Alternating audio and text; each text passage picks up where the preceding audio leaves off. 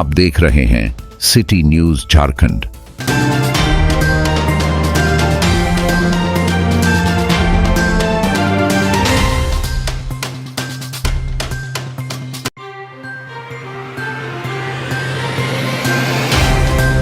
झारखंड विधानसभा चुनाव के लिए भाजपा ने राजमहल विधानसभा सीट से तीसरी बार निवर्तमान विधायक अनंत ओझा को अपना प्रत्याशी बनाया। टिकट की घोषणा होते ही अनंत ओझा जनता के बीच जनसंपर्क के लिए पहुंच गए। आज सबसे पहले अनंत ओझा ने विश्व प्रसिद्ध कन्हैया स्थान पहुंचकर भगवान श्री कृष्ण के आशीर्वाद लिए और फिर राजमहल स्थित मां पलगी दुर्गा मंदिर में जाकर मत्था टेका, जिसमें अनंत ओझा ने पिछले 10 वर्षों के विकास कार्यों के आधार पर जनता के बीच जा रहे हैं और राजमहल विधानसभा क्षेत्र की जनता विकास के आधार पर ही एक बार फिर आशीर्वाद देंगे। राजमहल से एक बार फिर कमल खिलेगा। झारखंड में भाजपा की सरकार आने वाली है और जेएमएम कांग्रेस की सरकार जाने वाली है। अनंत ओझा से बात की हमारे संवाददाता पंकज वर्मा ने। नहीं, कल रात में हमारी घोषणा हुई है और जिस प्रकार जिस जोश और उत्साह के साथ भारतीय जनता पार्टी के कार्यकर्ता, राजमहल विधानसभा क्षेत्र की जनता का जो प्रेम उमड़ रहा है और जो आशीर्वाद है, निश्चित रूप से जो झारखंड के अंदर बदलाव हो रहा है, जिस प्रकार से जेएमएम कांग्रेस गठबंधन की सरकार ने राज्य की जनता को छलने का काम किया है, उसके खिलाफ जनता निर्णय देने का मन बना चुकी है और राजमहल से भी एक कमल फूल खिला करके भारतीय जनता पार्टी के सरकार बनाने में अपनी महती भूमिका, निर्णायक भूमिका करने वाली है।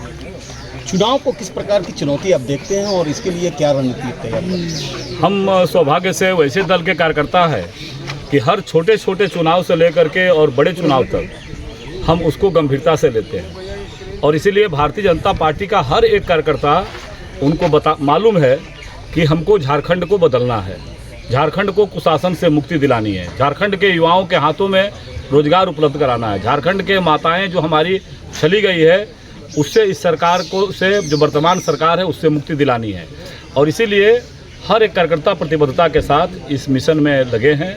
अभी तो फिलहाल माता रानी के दरबार में आए थे, यहाँ विश्व प्रसिद्ध कन्हैया स्थान आए थे, कल बाईसी माता का मंदिर आए थे, डाकीनाथ भगवान का मंदिर आए थे और यात्रा मार्ग में जगह जगह जिस प्रकार से लोगों का प्रेम मिला है, पार्टी के कार्यकर्ताओं का प्रेम मिला है, तो यह प्रेम निश्चित रूप से भारतीय जनता पार्टी के कमल फूल खिलाने के लिए है। एक तरफ भारतीय जनता पार्टी की जब हमारी सरकार थी, उस सरकार में हमारे द्वारा किया हुआ काम, राजमहल विधानसभा क्षेत्र की जनता की आवाज़ जो विधानसभा के अंदर रखने का काम किया, काम की थाती है। वहीं दूसरी ओर झारखंड मुक्ति मोर्चा और राजद कांग्रेस गठबंधन की सरकार की थाती है, जिसने पूरे 5 वर्षों तक प्रदेश की जनता को छला ही छला है। हर वादे उनके विफल हुए हैं। जो वादे नारे दे करके लोगों ने जनता के जनादेश लिया था 2019 में, वह झूठा पाया गया, वो असत्य पाया गया और इसलिए राज्य की जनता की अदालत में हम सब लोग उन्हीं बातों को याद दिला रहे हैं। अगर हम बात करें विकास को लेकर के, तो राजमहल विधानसभा में ऐसा क्या विकास हुआ है जिससे कि जनता आपको पुनः वोट दें? पहली बात तो एक जनप्रतिनिधि, क्योंकि मैं पार्टी का कार्यकर्ता होने के नाते हमारा पार्टी के राष्ट्रीय नेतृत्व और प्रदेश नेतृत्व ने यहाँ की जनता की सेवा करने का अवसर दिया और 2014 के पहले का राजमहल और 2024 में जब आज खड़े हैं, जबकि 5 सालों तक एक विकास विरोधी सरकार इस राज्य में थी, तो आप इसका मूल्यांकन करेंगे तो 2014 में जहां जो अधूरे सपने थे, बिजली के क्षेत्र में यहाँ के लोगों को बिजली नसीब नहीं होती थी, आज बिजली ग्रिड का निर्माण हुआ, सब स्टेशन का निर्माण हुआ। शिक्षा के क्षेत्र का बात करें तो आज यहाँ पॉलिटेक्निक कॉलेज का निर्माण हुआ, राजमहल में मॉडल डिग्री कॉलेज का निर्माण हुआ, राजमहल नगर के अंदर सीबीएसई पाठ्यक्रम का केंद्रीय विद्यालय स्थापित करने का प्रस्ताव आया। उसी प्रकार से कॉमर्स की पढ़ाई साहेबगंज कॉलेज में प्रारंभ हुई, महिला कॉलेज में पढ़ाई प्रारंभ हो गई, इंजीनियरिंग कॉलेज का स्वीकृति कराया, विश्वविद्यालय का स्वीकृति कराया। ऐसे शैक्षिक हब के रूप में ये इलाका बने। अभी उधवा में डिग्री कॉलेज खोलने को लेकर के लगातार सदन के अंदर आवाज़ उठाते रहे, तो आज न कल वो पूर्ति होगा ही होगा, ऐसा मुझे विश्वास है। वहीं दूसरी ओर जो बरसों का सपना यहाँ के लोगों का था कि साहेबगंज में निहारी गंगा पुल का मांग होना चाहिए, आज गंगा पुल का पाया लोग देख रहे हैं। इस चुनाव में भी अगर शायद ये सरकार हमारी बात उस समय सुन ली होती, लेकिन विपक्ष का विधायक उठा रहा था, इसीलिए इनके मन में कोई मोह नहीं था और जब चुनाव का समय आया फिर भी मैंने स्वागत किया। तो यह राजमहल से मानिकचक गंगा पुल, ये 2017 से हमने इसको लगातार उठाने का काम किया और आज केंद्रीय मंत्री नितिन गडकरी जी कई कदम आगे बढ़ करके इस दिशा में प्रयास किया है और मैंने संकल्प लिया है। कल ही मैं जब पार्टी ने मुझे तीसरी बार यहाँ की जनता का सेवा करने का मुझे अवसर दिया तो माँ बायसी मंदिर के परिसर से बाहर निकलते ही मैंने ये संकल्प लिया, जैसे साहेबगंज गंगा पुल का संकल्प लिया था वैसे मैंने यहाँ का भी संकल्प लिया कि ये 2024 से लेकर के 2029 तक अगर राजमहल मानिकचक गंगा पुल का पाया नहीं बन सका तो मैं अनंत ओझा अपने लिए किसी के दरवाजे पर वोट मांगने नहीं आऊँगा। ये हमारा माँ के आशीर्वाद से ये हमने ये संकल्प लिया है और भारतीय जनता पार्टी के नाते पार्टी जिसको आशीर्वाद देगी उसके साथ खड़ा रहेंगे, लेकिन मैं खुद उस संकल्प के साथ उसको पूर्ति के लिए लगेंगे। रेल को लेकर के भी कुछ विकास हुई क्या? इसी तरह से आज़ादी के 70 वर्षों तक यहाँ पता है सबको कि जिसके साथ वर्तमान गठबंधन सरकार चल रही है उसने साहेबगंज को उजाड़ने में कोई कोर कसर नहीं छोड़ा है। सारी आधारभूत संरचना रहने के बाद भी साहेबगंज वीरान हो गया। आज आदरणीय प्रधानमंत्री नरेंद्र भाई मोदी जी के शासनकाल में वहाँ रेल का दोहरीकरण हुआ, रेल का विद्युतीकरण हुआ और लगातार जो जनाकांक्षा थी उन भावनाओं को मैंने रेल मंत्री जी के तक पहुंचाया और उसके पहुंचाने का प्रयास हुआ कि आज साहेबगंज जिला में 2 ही रेल स्टेशन का आधारभूत का विकास हो रहा है। एक साहेबगंज रेलवे स्टेशन का अमृत भारत योजना से हो रहा है और एक राजमहल स्टेशन का अमृत भारत योजना से हो रहा है। उसी प्रकार से रेलवे राजधानी एक्सप्रेस जिसको लेकर के यहाँ से गुजरती थी, लंबे समय से डिमांड था कि राजधानी इधर से चलनी चाहिए। आज यहाँ की जनता के दिए हुए आशीर्वाद की ताकत के कारण माननीय रेल मंत्री तक इस भावना को पहुँचाया। आज राजधानी एक्सप्रेस का ठहराव माननीय रेल मंत्री जी अपने हाथों से किया। उसी प्रकार से यहाँ बनांचल के बारे में, यहाँ का लाइफ लाइन है रांची जाने के लिए बनांचल ट्रेन, उस ट्रेन की बोगियाँ कैसी थी सबको पता है। हमने LHB कोच लगाने की मांग रखी। आज LHB कोच का निर्धारित करते हुए उसके आप सुखद यात्रा लोगों को रांची जाने में हो रहा है। उसी प्रकार से बनांचल का टाइम टेबल पहले रांची में से खुलने का समय दोपहर में था, उसको प्रयास करके रेल अधिकारी से प्रयास करके और यहाँ के दिए हुए जनता के आशीर्वाद की ताकत के बल पर उसका समय सारणी बदलवाया। उसी प्रकार से साहेबगंज से हावड़ा जाने के लिए एक लंबा डिमांड था, बहुत वर्षों से लोग कहता था कि इंटरसिटी चलाई जाए।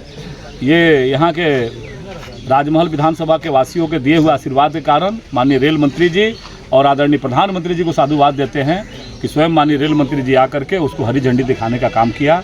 और जब तीन पहाड़ के लोगों ने कहा कि प्रस्तावित ट्रेन में ठहराव नहीं है, मैंने रेल का और उच्च अधिकारियों तक इस भावना को रखा तो तीन पहाड़ में भी उसका ठहराव हो रहा है। लगातार जो जनाकांक्षा थी उन भावनाओं को मैंने रेल मंत्री जी के तक पहुँचाया और उसके पहुँचाने का प्रयास हुआ कि आज साहेबगंज जिला में 2 ही रेल स्टेशन का आधारभूत का विकास हो रहा है। एक साहेबगंज रेलवे स्टेशन का अमृत भारत योजना से हो रहा है और एक राजमहल स्टेशन का अमृत भारत योजना से हो रहा है। उसी प्रकार से रेलवे राजधानी एक्सप्रेस जिसको लेकर के यहाँ से गुजरती थी, लंबे समय से डिमांड था कि राजधानी इधर से चलनी चाहिए। आज यहाँ की जनता के दिए हुए आशीर्वाद की ताकत के कारण माननीय रेल मंत्री तक इस भावना को पहुँचाया। आज राजधानी एक्सप्रेस का ठहराव माननीय रेल मंत्री जी अपने हाथों से किया। उसी प्रकार से यहाँ बनांचल के बारे में, यहाँ का लाइफ लाइन है रांची जाने के लिए बनांचल ट्रेन, उस ट्रेन की बोगियाँ कैसी थी सबको पता है।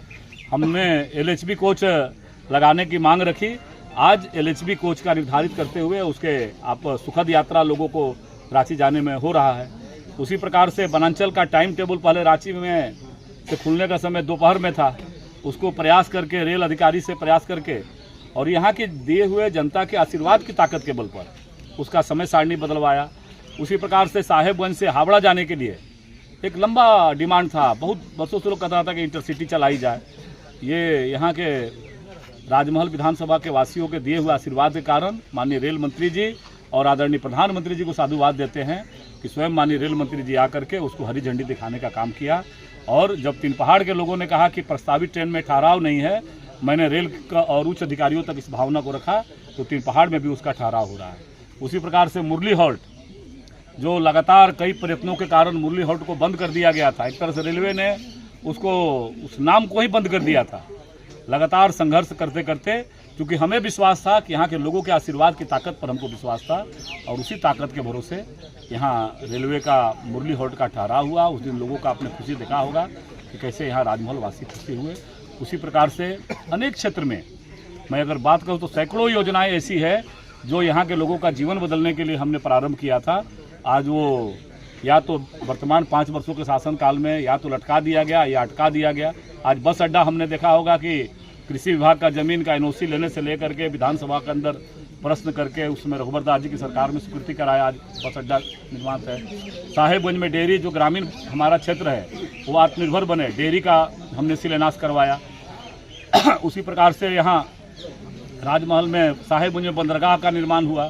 उसी प्रकार आप नमामि गंगा के तहत दर्जनों ऐसे घाट है जो माँ गंगा के किनारे प्रधानमंत्री जी का जो महत्वाकांक्षी योजना है वो घाट का निर्माण हुआ। 137 करोड़ के लागत से साहेबगंज में सीवरेज का निर्माण हुआ।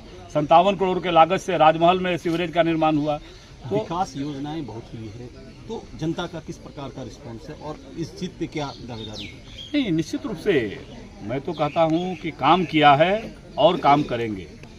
यहाँ के जनमानस अब ये जेएमएम कांग्रेस के जो छलावा है उसको समझ चुके हैं।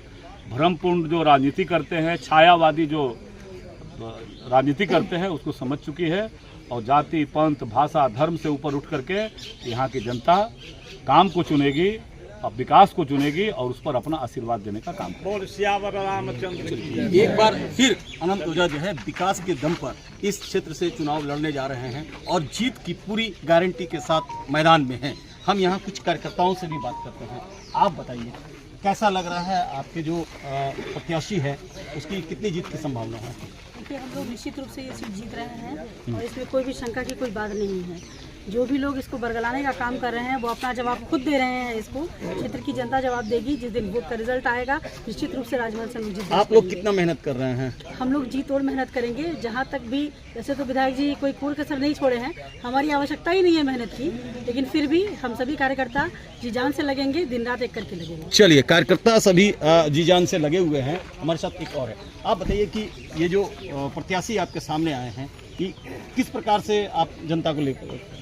कल प्रत्याशी के घोषणा के बाद से ही राजमहल विधानसभा के कार्यकर्ताओं में काफ़ी उत्साह देखा जा रहा है और राजमहल विधानसभा के कार्यकर्ता ने संकल्प लिया है कि तीसरी बार पुनः अनंत ओझा को विजयी बनाकर, विकास पुरुष को जैसे 2 बार के लिए हमने भेजा है, इस बार विकास पुरुष को भेजकर जो भी अधूरे काम राजमहल विधानसभा के बचे हैं उसको पूरे करने का काम अनंत ओझा करेंगे और सभी कार्यकर्ता उनके साथ लगकर जीतोड़ मेहनत करके राजमहल विधानसभा से इस बार हम लोग अप्रत्याशित जीत की ओर बढ़ रहे हैं और एक रिकॉर्ड मत से राजमहल विधानसभा राजमहल से जीतेंगे अनंत ओझा जी, इसकी हम लोग संकल्प लेते हैं। चलिए, कार्यकर्ताओं में किस प्रकार से कार्यकर्ताओं में उत्साह है और किस जोश से आप लोग काम कर रहे हैं? देखिए, लगातार भारतीय जनता पार्टी जो है अपने क्षेत्र में पकड़ बनाए हुए हैं। माननीय विधायक जी पकड़ बनाए हुए हैं और कार्यकर्ता अपनी मतलब नीचे स्तर तक की बिंदु को समझते हुए पूरी मेहनत कर रहे हैं और निश्चित रूप से हम लोग जो है एक अप्रत्याशित जीत को यहाँ हम लोग हासिल करेंगे और रिकॉर्ड मतों से यहाँ पर हम लोग जीतेंगे। चलिए, जिस प्रकार से राजमहल के विधायक अनंत ओझा या प्रत्याशी कहें, भाजपा के प्रत्याशी जो है अपने काम के दम पर इस बार की चुनाव जीतने का दावा कर रहे हैं, उसी प्रकार कार्यकर्ताओं में भी काफ़ी जोश है और इसी जोश के साथ राजमहल विधानसभा फतह करने का ऐलान कर रहे हैं।